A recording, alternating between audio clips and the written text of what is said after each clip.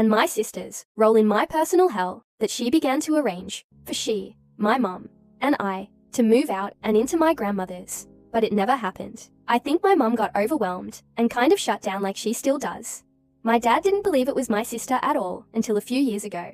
So nothing happened, there was no effort to separate us, and she kept driving me to school, despite me begging for one of them to instead. I got more and more unstable. I hated being in the house since she was there, so I'd go on walks that would last 4 to 6 hours. A few times I walked so long, my legs gave out and I'd have to sit on a curb for another hour plus till I could walk again. I'd walk through bad neighborhoods, intentionally hoping to get shot or kidnapped or something. I was so depressed and miserable at home. My dad got cancer, and she accused me of worsening it, telling me I was going to kill him since I couldn't stay home and often stayed out past curfew to get away from her.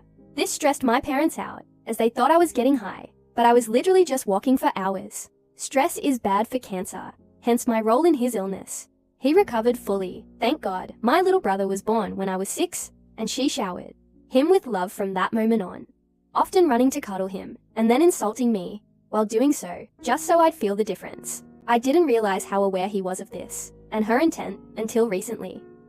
I didn't know that what she was doing was systematic and intentional abuse, and not normal, until I was 21, and in therapy.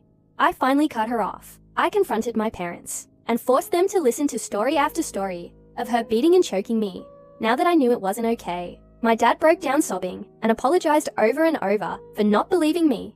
Then and now, 4 years later, I've mostly forgiven him and try not to be resentful. They're incredibly loving parents, and I've read so much about how most parents don't recognize sibling abuse for what it is.